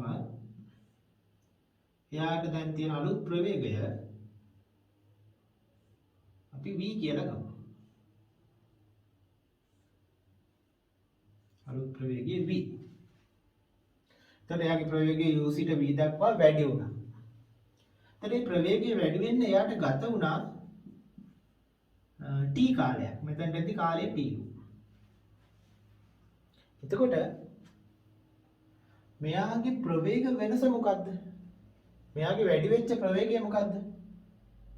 අවසාන ප්‍රවේගය v, ආරම්භක ප්‍රවේගය u. එහෙනම් වැඩි වෙච්ච ප්‍රවේගය කොච්චරකින් වැඩි වුණාද? වැඩි වෙච්ච ප්‍රවේගය හොයාගන්න පුළුවන් අවසාන ප්‍රවේගය ආරම්භක ප්‍රවේගයෙන් අඩු කරාම නේ. එතකොට v ඍණ u තමයි වැඩි වෙච්ච ප්‍රවේගයනේ. ප්‍රවේග වෙනස කියලා අපිට ඕන කියන්න පුළුවන් අවසාන ප්‍රවේගය ආරම්භක ප්‍රවේගය අතර වෙනස. ඔය ප්‍රවේග වෙනස කාලයෙන් බෙදුවොත් මේ ප්‍රවේග වෙනසට ගත වෙච්ච කාලය t ඒකෙන් බෙදෙනවා. ඔන්න ඕකට තමයි ළමයි අපි ත්වරණය කියලා කියන්නේ. ප්‍රවේග වෙනස කාලයෙන් බෙදුවම ත්වරණය ලැබෙනවා. කියන්නේ තප්පරේ කාලයෙන් බෙදනවා කියන්නේ තප්පරයකට හොයනවා කියන එක. කියන්නේ තප්පරයකදී සිදු වුණ ප්‍රවේග වෙනසට තමයි ත්වරණය කියන්නේ. තත්පරයකදී සිදු වූ ප්‍රවේග වෙනස ත්වරණය. තවත් විදියකින් කියනවා නම් ප්‍රවේගය වෙනස් වීමේ ශීඝ්‍රතාවට අපි ත්වරණය කියලා කියනවා. මොකක්ද ත්වරණය කියන්නේ? එතකොට ප්‍රවේගය වෙනස් වීමේ ශීඝ්‍රතාව. එතකොට තමයි මෙන්න මේක ඔයාලා කටපාඩම් කරගන්න ඕන. ප්‍රවේග වෙනස v ඍණ u නැත්නම් අවසාන ප්‍රවේගය අඩු කිරීම ආරම්භක ප්‍රවේගය බෙදීම කාලයෙන් ත්වරණය දෙනවා. එතකොට ඒ ටික හරි නේද? එතකොට මෙයාගේ ත්වරණය වුණා මට මේ රූපේ දාලා ඒ කියලා ලකුණු කරන්න පුළුවන්. එතකොට මෙතන v කියන්නේ අවසාන ප්‍රවේගය.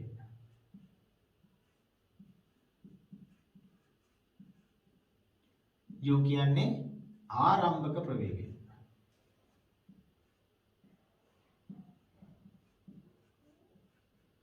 t කියන්නේ කාලය. හරි නේද? t කියන්නේ ඒක තමයි අපි හොයන එක ත්වරණය. හරිද? එතකොට මෙතන ඒකක මොනවාද? ත්වරණ ඒකක. ඒක අපි දන්නවා. මොකද්ද? ms ඍණ 2 නේ. මාන ඒකක අමාන පාඩමෙන් තියෙනකන් අපි මේවා භාවිත කරා. ms ඍණ 2 තමයි. හොඳයි ළමයි. එහෙනම් දැන් මේ රූපය අඳ ගන්න කලින් මේ ත්වරණය කියන මාතෘකාවට පහලින් මම මේ කියන වාක්‍ය ලියා ගන්න. තේරුණාද? දැන් ඔයාලගේ ටියුට් එක ගත්තොත් මෙතන මාතෘකාව ලියා ගත්තානේ නේද? හරි. එතන මාතෘකාව ලියා ගත්තා. මේ කොටු දෙක ඇඳලා දීලා තියෙන්නේ මෙන්න මේ කොටු දෙක තමයි මේ තියෙන්නේ.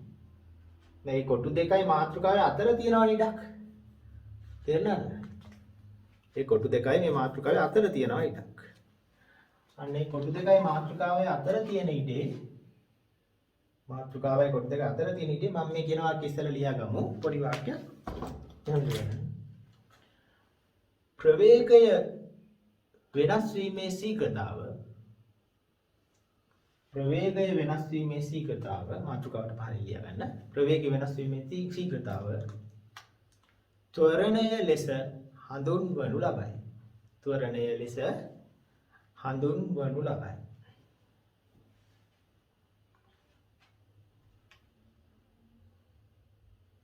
හරි නේද? හරි ඊළඟ පේජේ ලියා ගන්න එකටම පහලින් ත්වරණය දෛශිකයකි. ත්වරණය දෛශිකයකි.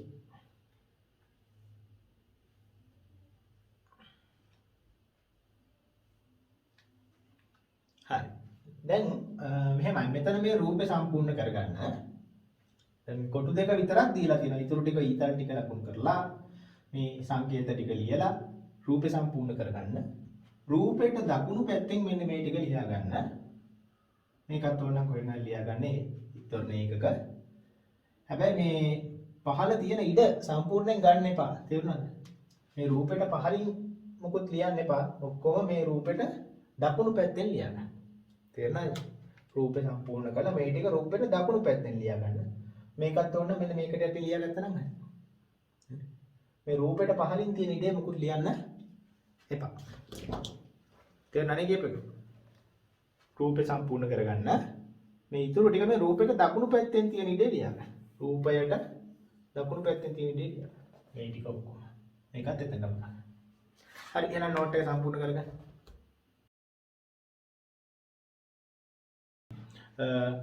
ඒකට මේක ඔයාලගේ ටියුට් එක නම් මේ රූපේ මෙතන ඇඳගත්තා නේද? රූපෙට පහළින් තියෙන ඉඩේ මම මේ කියන වාක්‍ය ලියා ගන්න. ලියාගමු. ප්‍රවේගය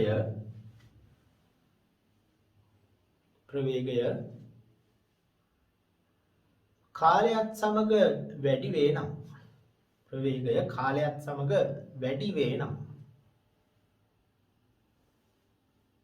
එය ත්වරණයක් ලෙසත්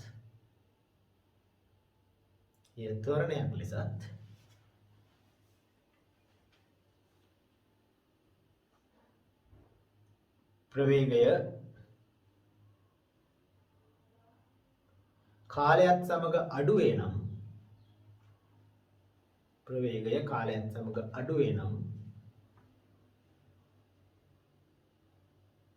එය මන්දනයක්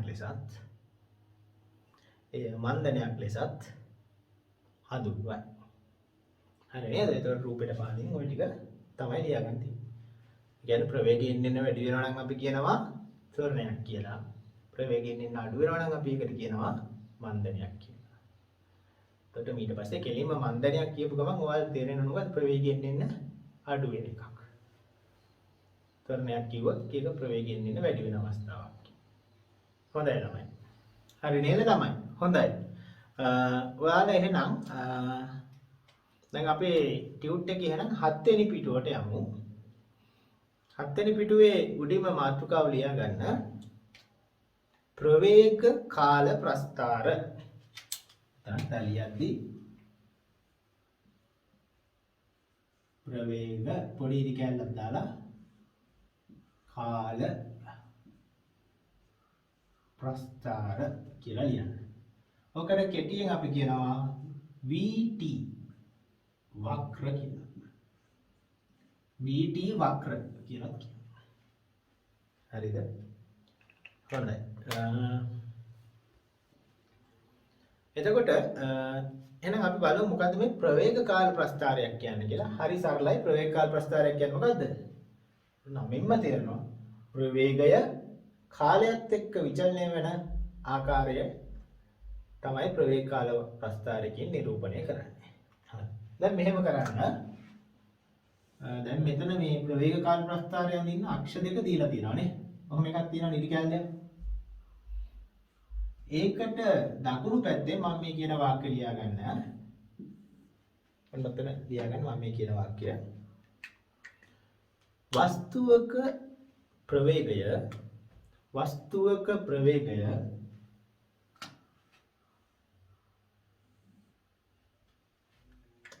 වස්තුවක ප්‍රවේගය කාලයත් සමග විචලනය වන ආකාරය කාලයත් සමග විචලනය වන ආකාරය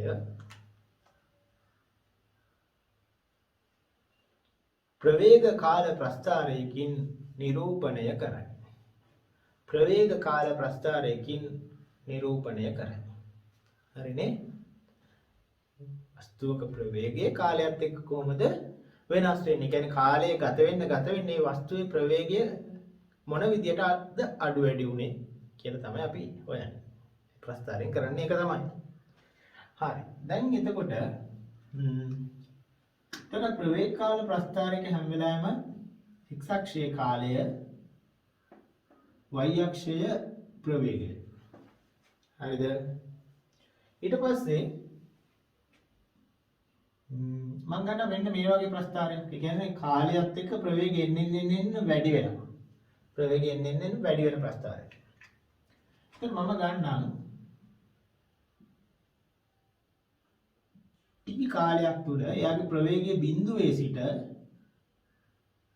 v දක්වා වැඩි වුණා. ප්‍රවේගය බිඳුවේ සිට v දක්වා වැඩි වුණා t කාලයකදී. එතකොට අපි ඍජු කෝණික ත්‍රිකෝණයක් කියනවා. මෙන්න මේ පාදයේ දිග t ඍණ බිඳුව. මෙන්න මේ පාදයේ උස v ඍණ බිඳුව v. දැන් මේ කෝණය α කියලා අරගෙන නැත්නම් θ කියලා ගමුකෝ. දැන් අපි කරන්නේ ළමයි මේ ප්‍රවේග කාල ප්‍රස්ථාරයක අනුක්‍රමණය මොකද්ද දෙන්නේ කියලා බලන්න. මොකද්ද අපි කරන්නේ? මේ ප්‍රවේග කාල ප්‍රස්ථාරයක අනුක්‍රමණයෙන් මොකද්ද දෙන්නේ? එකෙන් මොකද්ද දෙන්නේ කියලා බලන්න. එහෙනම් අපි දන්නවා ඕනම වක්‍රයක අනුක්‍රමණය දෙනවා මොකෙන්ද? tan θ ගෙන්. දැන් අපි දන්නවා tan θ කියන්නේ මොකද්ද? සම්මුඛ පාදයේ බෙදීම බද්ධ පාදය. එහෙනම් මෙන්න මේ ත්‍රිකෝණේ සම්මුඛ පාදයේ මොකද්ද? θ ට ඉස්සරහින් තියෙන v. එන්න සම්මුඛ පාදය. බද්ධ පාදයේ t නේ. v බෙදීම t. දැන් බලන්නකෝ v කියන්නේ මොකද්ද? ප්‍රවේග වෙනස නේද? v ඍණ බිඳුව අවසාන ප්‍රවේගයේ ආරම්භක ප්‍රවේගය අතර වෙනස තමයි v කියන්නේ. t කියන්නේ කාලය. කියන්නේ ප්‍රවේග වෙනස කාලයෙන් බෙදෙනවානේ. ප්‍රවේග වෙනස කාලයෙන් බෙදුනම ඉන්නේ ත්වරණය නේද? එහෙනම් v බෙදීම t කියන්නේ සිම්පල් a. එහෙම නැත්නම් ත්වරණය. එතකොට දැන් නිගමනයකට එන්න පුළුවන්. ප්‍රවේග කාල ප්‍රස්ථාරයක අනුක්‍රමණයෙන් කවුද දෙන්නේ? ත්වරණය දෙනවා. එතකොට අපිට ප්‍රවේග කාල ප්‍රස්ථාරයක් දීලා ත්වරණය හොයන්න කිව්වොත් මොකද කරන්නේ? අනුක්‍රමණය හොයන්න තමයි තියෙන්නේ. හරි සරලයි. පැහැදිලිද? එච්චරයි. ඒක තමයි අපේ නිගමනය. ප්‍රවේග කාල වක්‍රයක අනුක්‍රමණයෙන් ත්වරණය දෙනවා. හරි ළමයි අපි පස්සේ ලියාගමුක ඡේදයක් වගේ. දැන් ඔයාලා මේ රූපේ සම්පූර්ණ කරගන්න. රූපෙට දකුණු පැත්තේ මෙන්න මේ ටික ලියා ගන්න.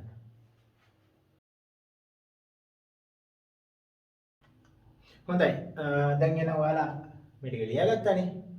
ඔය ඔක්කොටම පහලින් ඉඩක් දීලා තියෙනවා මෙන්න මේ හැටි වගේ නේද? මම මේ කියන වාක්‍ය ලියා ගන්න මේ හරියෙන්. ප්‍රවේග කාල වක්‍රයක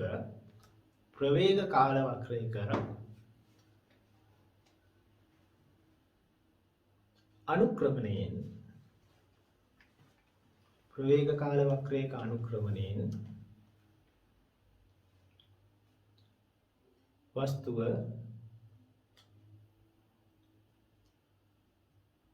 එම මොහොතේ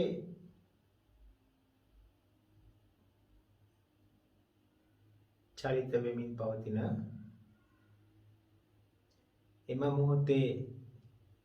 වෙමින් පවතින ත්වරණය දෙනු ලබයි. ප්‍රවේග කාල වක්‍රයක අනුක්‍රමණයෙන් වස්තුව එම මොහොතේ චලිත වෙමින් පවතින ත්වරණය දෙනු ලබයි. හරි සරලයි. ප්‍රවේගකාලෝ ක්‍රියානුක්‍රමණයෙන් ත්වරණය දෙනවා. එහෙම මතක තියාගත්තම හරි ඉතින්. හරි. ඉතින් ගොඩක් වැදගත්. හරි. හොඳයි ළමයි එහෙනම් අදට ඔච්චරයි. අපි අද කතා කරේ සිද්ධාන්ත ටිකක්. ඒතර මේ සිද්ධාන්ත ටික හරි වැදගත්. මුළු යාන්ත්‍ර විද්‍යාවටම අවශ්‍ය වෙන සිද්ධාන්ත මේවා. ඉතින් මේවා හොඳට ඔයගොල්ලන්ට තේරෙන්න ඕනේ. ඉතින් ළමයි මේවා ආය බලන්න. බලලා හොඳට තේරුම් ගන්න. ලබන සතියේ පන්තියට එද්දි මේ සතියේ කරපු ටික හොඳට තේරුම් අරගෙන එන්න. නැත්තම් නිකන් වීඩියෝ එක බලන් ඉන්න එපා. ආවට වැඩක් නැහැ. ඉතින් ඒකින්ද ළමයි ඔය තේරුම් ගන්න උත්සාහ කරන්න. තේරුම් ගන්න බැරි මොනවා හරි තිබ්බොත් අනිවාර්යයෙන්ම මට කෝල් එකක් දීලා අහන්න. ඉතින් මම ඒවා කෝල් එකෙන් ඔයාලට පැහැදිලි කරලා දෙන්න පුළුවන්. ඒවා මම කරලා දෙන්නම්. එතකොට එහෙම ගැටලුවක් තිබ්බොත් අනිවාර්යයෙන් මට කතා කරලා අහගන්න පුළුවන්. ඒ වගේම මේ දැන් මේ සතිය ගෙදර වැඩ නැහැනේ. ඒ වුණාට නෝට් එක ලස්සනට සම්පූර්ණ කරගන්න ඕනේ නේද? දැන් ඒතකොට මේ වීඩියෝ එක යන අතරේ මොකද නෝට් එක සම්පූර්ණ කරගත්තානේ. ඒවා ලස්සනට අඳගෙන හයිලයිට් කරගෙන අවශ්‍ය වනේ කොටු ගහලා එතන ලස්සනට නෝට් එකක් හදාගෙන යන්න. මොකද දැන් ඔය නෝට් එක ඇතුළු වුණොත් ඔයගොල්ලන්ට මේ පාඩමේ ආපහු නෝට් එක බලන්නවත් හිතෙන්නේ නැහැ. ඉතින් ආපහු පස්සේ දවසක ආපස්සට පෙරලලා බලන්න හිතෙන ලස්සන නෝට් එකක් ඔයගොල්ලෝ හදා ගන්න ඕන. ඉතින් නෝට් එක කැතනම් දැන් ඔයාලා මට ෆොටෝස් ගහලා ඉවරවනේ නේ. ඒවන්න ඕන අනිවාර්යෙන්. ඒවත් කැතට ලියලා තිබ්බ ළමයින්ගේ නෝට් ටික මම ආයෙ ලියන්න කියලා කියනවා. හරි. මම එතකොට ඒවා ආයෙ ටිපෙක්ස් කරලා ආයෙ ලියන්න වෙනවා. ඉතින් ආයෙ කැතට ලියලා එහෙම ෆොටෝස් ගහලා ඉවන්න එපා. ලස්සනට නෝට් එක සම්පූර්ණ කරලා මට ෆොටෝස් ගහලා ඉවන්න ඕන. එතකොට ඒ වගේ අඩුපාඩු තිබ්බොත් මම පෙන්නලා දෙන්නම්. හොඳයි ළමයි. එහෙනම් මේ උගන්වපු ටික ගොඩාක් වැදගත් මේ සතිය කරපු ටික. ඒක හොඳට මේ සතියේ පුරුදු වෙන්න. ආපහු බලන්න. ඒ ටික හොඳට මතකයක් ඇතිව ලබන සතියේ පන්තියට එන්න. එහෙනම් ළමයි අදට නවත්තමු. බොහොම ස්තුතියි ඔයාලා හැමදෙනාටම.